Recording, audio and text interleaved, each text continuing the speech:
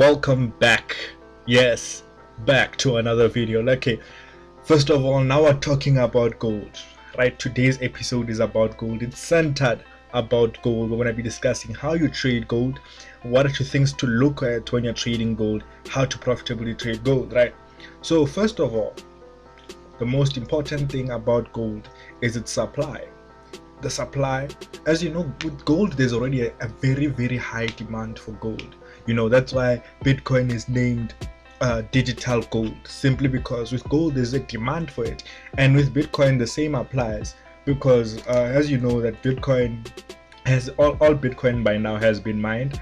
So it simply means that with all Bitcoin being mined, there's no more supply of Bitcoin, there's only demand of Bitcoin, right? So now it's like, with baseball cards, if those limited edition ones, it's the same as those. It's the same as those because that's only as valuable as what the next person is willing to pay for it, etc., etc. Right now, when we're looking at Bitcoin, we're looking at, if I had to be blunt and very honest, we're looking at exactly peer-to-peer exchange without transaction fees or those complicated Visa jargon that doesn't actually make sense, right? So now we're looking at gold. We're gonna be trading gold. So when we're looking at gold, what do we see as a whole in gold? First of all, we see a growing demand. We also see a decrease in supply, right? Because each time there's gold mined, the supply decreases, right? And the demand of gold, due to the increase in population or the increase in technological advantages, or people want to look good and all these other things, the increase in those things will cause gold to shoot up, right? So that's what we're looking at gold, right?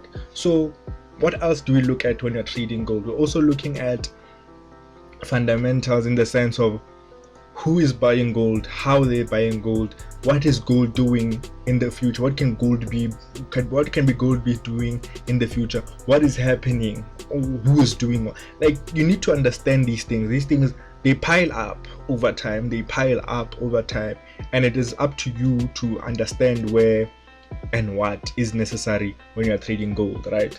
So now we're going to be looking at gold as the chart, right? So what do we see on the monthly time frame? We can see that gold started on the 300th spectrum, right? I'm gonna come here right now. Okay, so gold started here at $258.50. See, $265.50. So, but I'm just gonna say it started over here, right? And then it started to build its way up. So when was this? 2002. A lot of people are not born here and they're traders right now. So it's shocking, because if they were born and instead of their parents buying diapers, they just put their money in gold, that have quite a decent amount of money right now, like, I mean, as trading it, like in the sense of pip movement, meaning if they bought here and then their stop loss was somewhere around here, and they bought in like how much. But hey, it would be a dirty kid in the first of his life, but he'd be balling now, I don't know why I just thought of that, but anyway, let's go. So with gold, that's what we are seeing, right? What are we seeing? An increase in gold, right? We're also seeing a decrease in gold, right? So from this point to this point, what was happening in gold? What was happening to cause such a decrease in gold? Was the demand of gold decreased? What is happening, right? So if you pay attention to what has been happening in gold, you will find that fundamental news were released, right? And not only did a lot of people sell gold, right? Yeah, new gold reserves, and I'm not gold reserves, but like when you mine for gold and you find a big for gold, so that decreases, that increases supply. That's number one, right? Fundamental is another thing of fundamental is that someone big who owned a lot of, gold could have sold and bought into Bitcoin, because this is around the same time. If you look, this is around the same time. This is 2011, right? that person could have decreased and then waited a little bit, bought into Bitcoin, and that is why Bitcoin is what it is today. We don't know for exactly what are the reasons that would lead to, you know, gold dropping necessarily, because every time gold drops, maybe due to fundamental, it doesn't drop around 8,000 pips. It doesn't drop 8,000 pips. This is one of the rare cases where it's simply shocking, right? But we're not there. We're not there. Where are we? We're here now on the upraise, right? So what do we notice? First of all, gold is something tangible. So gold we can still see it increase over time, right? Over time, as people buy into Bitcoin and maybe sell Bitcoin, they're more likely to move on to actual gold, because why would you have digital gold when you can have actual gold? It's like, why would you have land in the metaverse when you can have actual land?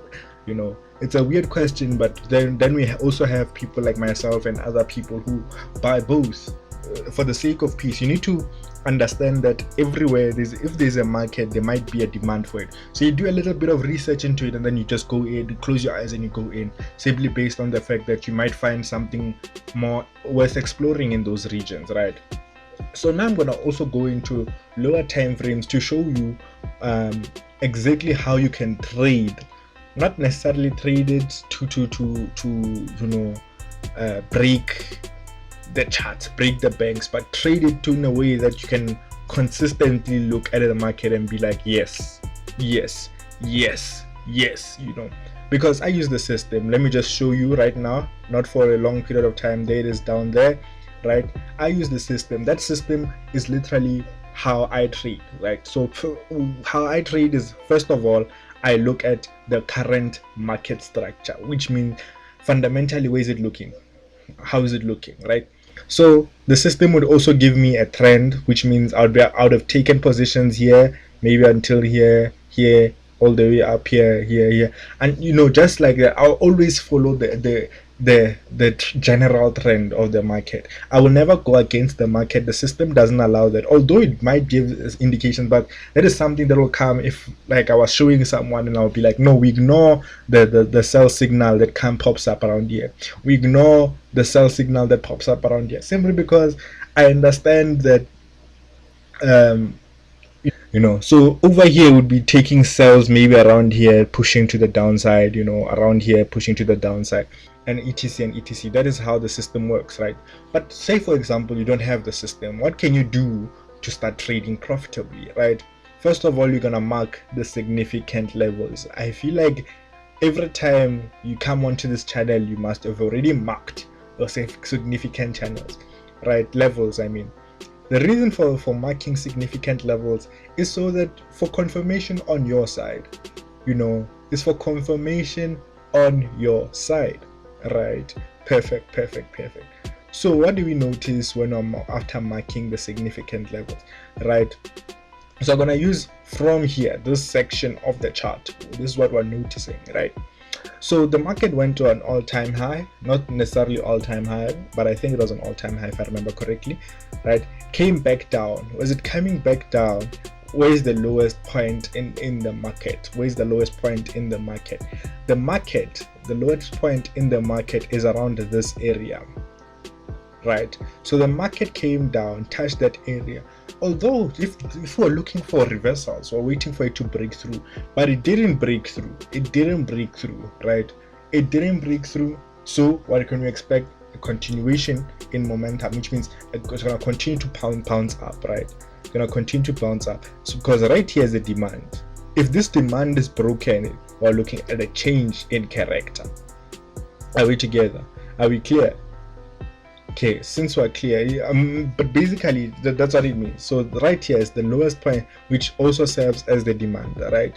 So when the market breaks through, and I mean seriously breaks through, I'll explain further right now. If the market seriously breaks through, like comes around here, we're looking at a change of character. So from that moment, we'll be looking for sales. So right now, we are sure that we're still looking for buyers.